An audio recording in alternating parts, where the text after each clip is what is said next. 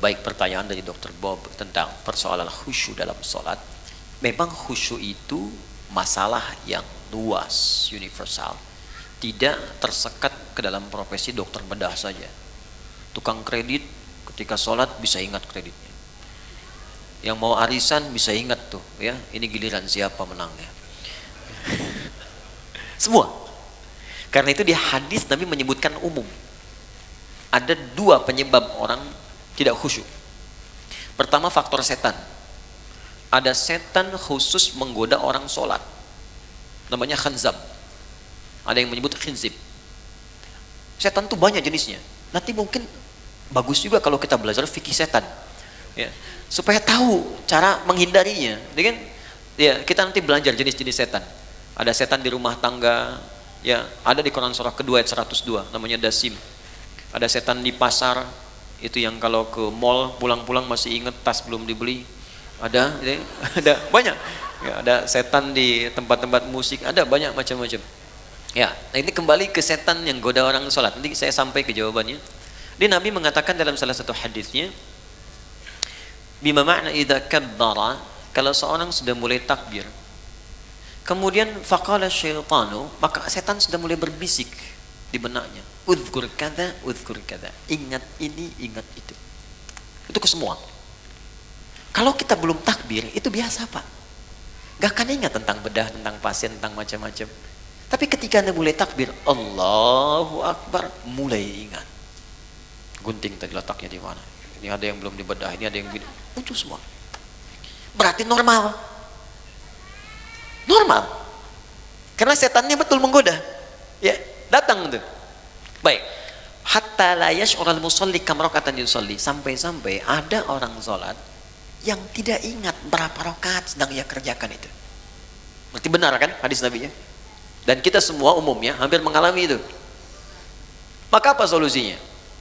Maka yang pertama, sebelum sholat diminta kita untuk berlindung kepada Allah, berniat dengan benar. Innamal a'malu binniyat, semua amal bergantung pada niatnya. Maka kalau kita khawatir waswas, fasta'iz billah, minta perlindungan kepada Allah dari godaan setan. Boleh ta'awudz, a'udzubillahi minasyaitonir rajim. Ada yang baca An-Nas ya, qul a'udzu birabbin nas, minta kepada Allah perlindungan. Itu boleh dilakukan. Ini bagian pertama. Dan ulama di sini nggak ada persoalan memohon kepada Allah perlindungan sebelum sholat, karena sholat dibuka dengan takbir secara bacaan, kemudian ditanamkan dengan niat. Yang kedua, ini yang paling penting, Quran surah ke 2 Al-Baqarah ayat 45 sampai 46. Sebelum sholat dibuat persiapan yang matang untuk sholat. Ya, kata Allah di ayat 46-nya, alladzina yadhunnuna annahum mulaqu rabbihim wa annahum ilaihi raji'un. Di ayat 45, khusyuk itu enggak mudah. Wa innaha lakabiratun. Salat itu enggak mudah, illa 'alal khasyin, kecuali bagi orang khusyuk. Siapa orang khusyuk ini? Ternyata khusyuk dimulai sebelum salat, bukan saat sedang salat. Jadi ada tahapan khusyuk dimulai sebelum salat. Apa persiapannya? Tadi, yadhunnuna annahum mulaqu rabbihim. Satu, orang khusyuk itu orang yang merasakan dalam jiwanya akan menghadap kepada Allah. Karena itu ketika akan menghadap kepada Allah, kata Allah, kenakan pakaian yang bagus. Kamu dapat undangan dari orang lain, pakaian bagus. Dapat undangan dari Sang Pencipta, kenapa pakaian biasa-biasa? Makanya pakaian itu cenderung juga mengondisikan kita untuk bisa nyaman dalam sholat. Silahkan cek, pakai kaos oblong ya dengan pakai baju koko, sama-sama sah menutup aurat, tapi rasanya lain kan? Ya kan? Oke. Kemudian yang paling menarik di ujungnya, wa annahum ilaihi raji'un.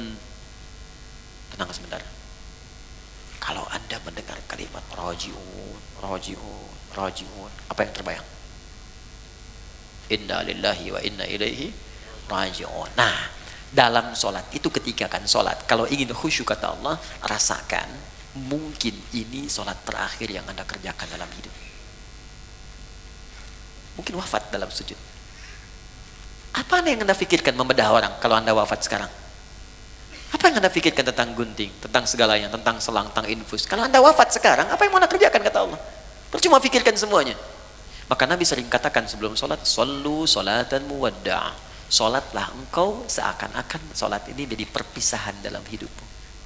Ya, sholat, siapkan, rasakan mungkin ini sholat terakhir.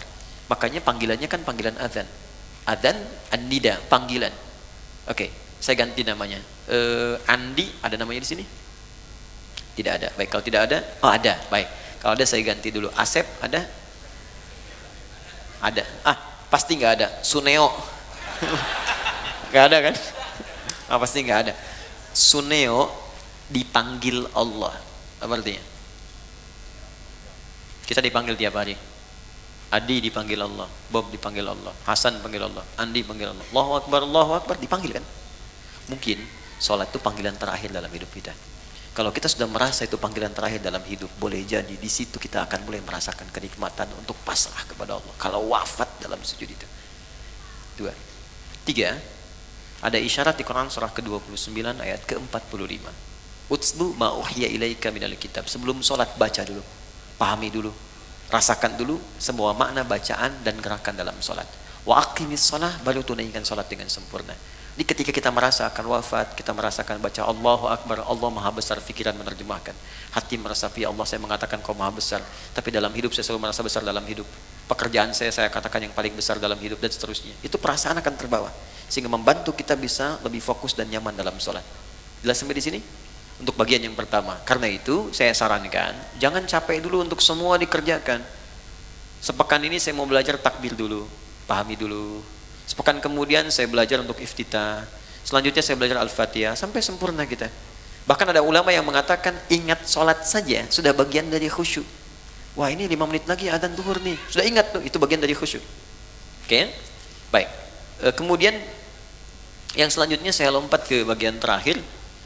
Yang haram ketika hadir dalam jiwa kita atau kehidupan kita, bagaimana solusinya? Kalau dari pakaian dan sebagainya, ada sebagian yang ekstrem mengatakan buang, ada yang mengatakan bakar. Tapi kalau ada dari manfaat-manfaat bisa digunakan secara sosial, maka jumhur ulama lebih menyarankan arahkan kepada kepentingan sosial. Misal ada harta haram berupa uang misalnya, kan didapatkan, kita tahu ini haram, walaupun misalnya hukum setempat mengatakan boleh, tapi saya katakan ini haram nih secara agama, maka Anda ingin bebaskan dari itu, maka kemana kan ini? Maka ulama jumhur mengatakan mayoritas berikan untuk kepentingan sosial, bikin jalan, bikin bangunan, bikin macam-macam yang sifatnya tidak konsumtif, ya, bukan dimakan.